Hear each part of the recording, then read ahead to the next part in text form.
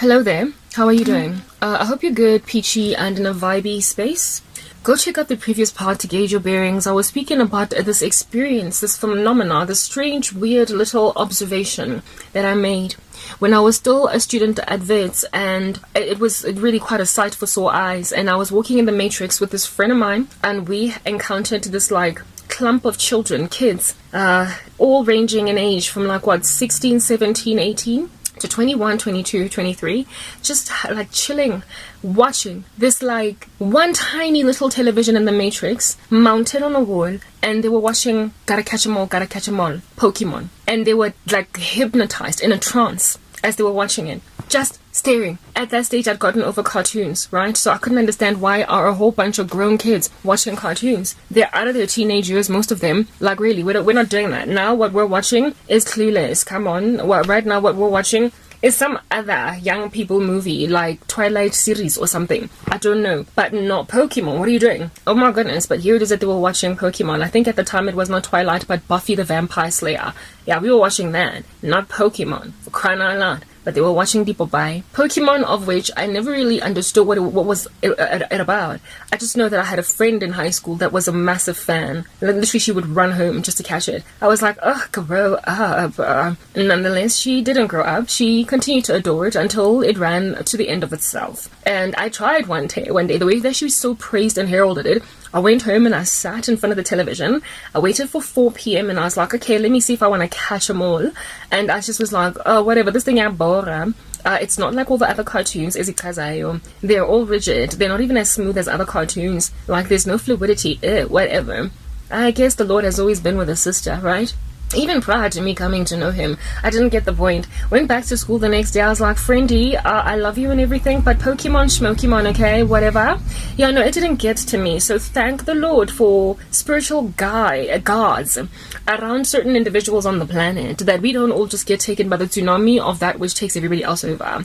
It is ideal that I got born again years later, that I might explain this phenomenon as to what was happening over there with Pokemon. So my friend in the Matrix there that I was walking with, jumping over these proverbial cadavers watching Pokemon, went on right ahead to say, there's some hookah chaka from China inside Pokemon. I was like, oh girl.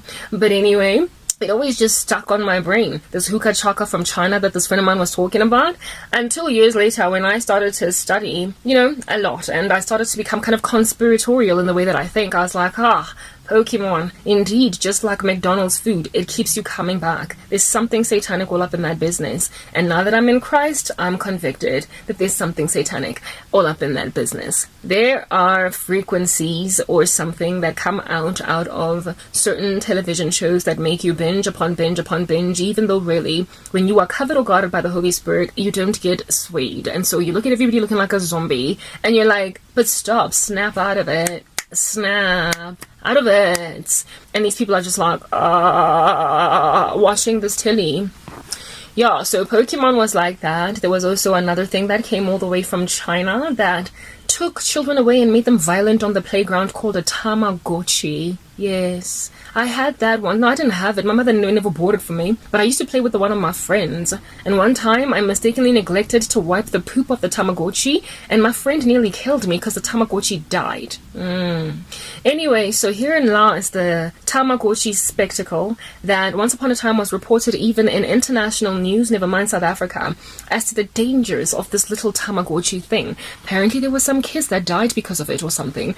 Because they were warring or fighting for it.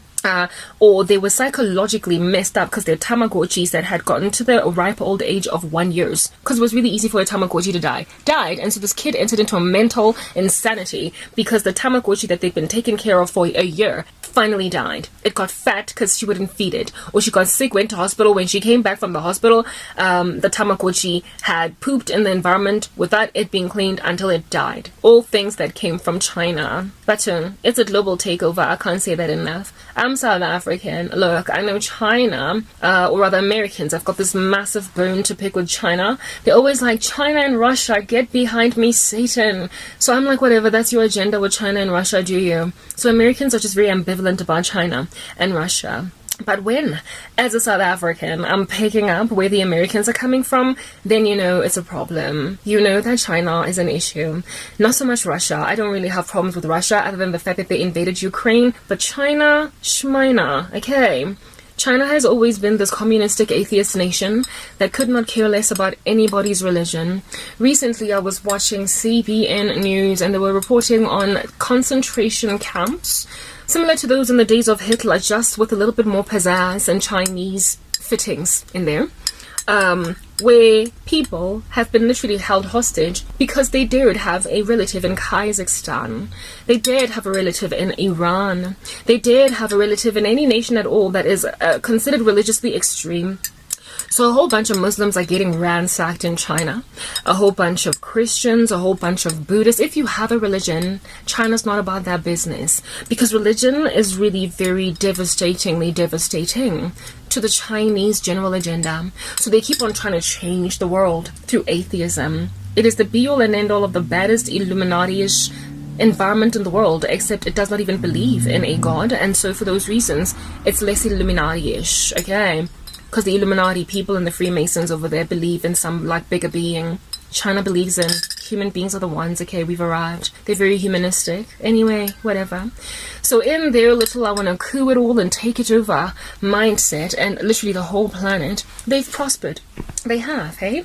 They have subjugated to docility their own citizenship on the ground, and now they are charting a course to do that everywhere else. They have taken us over at any given moment perpetually and indeed very successfully across the world with their inventions. Their innovations are destructive to any ecosystem within which they land. They're like an alien, like spaceship from the sky, cosmos, space, yes.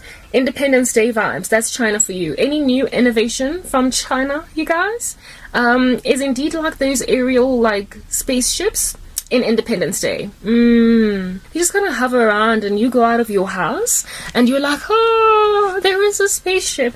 Are you coming in the name of peace? Are you coming in the name of prosperity and security? Speak, O spaceship, do not just hover about me hiding my sun. Speak. And then these spaceships just kind of hang there, just like in the movie Independence Day, for a couple of days, to a point where people are like, it's nothing. They're just going to have it there hiding the sun. Not ideal for the plants over there, hey? We need photosynthesis to continue. They just can't stay there hiding the sun. But at least they're not shooting beams, laser beams at us. Lo and behold, a couple of days into the phenomena of spaceships just kind of hanging, buoyant in the sky. Boom, boom, boom, boom, boom. Turns out they are here out of violence. Any innovation from China are like those spaceships in Independence Day. In any nation that embraces them, ultimately they release laser beams that kill people on the ground. The invasion of China over the world is like that in the movie Mars Attacks. You know how also in Mars Attacks, like the president of the land over there was like, the aliens come here in peace. Next thing they are killing human beings. That is what it is that Chinese innovation has been throughout the years, the decades in the world, you guys. Yeah. Starting out looking all innocuous, and then people drop dead all of a sudden. Nations lose their power, their might, their girth, their oomph. Look at how girly the United States now is in its military. Look at how they are trying to shove down their faces the woke agenda with no rebellion, no resistance. And look at how they have gone on right ahead to prosper, to strengthen themselves at the expense of the whole planet, while we're busy getting all dizzy and hypnotized by their innovations and their exports. They claim to be an atheistic nation, but there is a religion that they operate in that is very nefarious, that's kind of hypnosis-y. It's metaversy. It's definitely outside of the realm of time and space, yet they claim to be atheistic. They use witchcraft, a lot of it. Uptagati, paganism, is the religion of China. It is not atheism. Paganism is a religion. The use of medicines, the use of... let's move to the next part before I am out.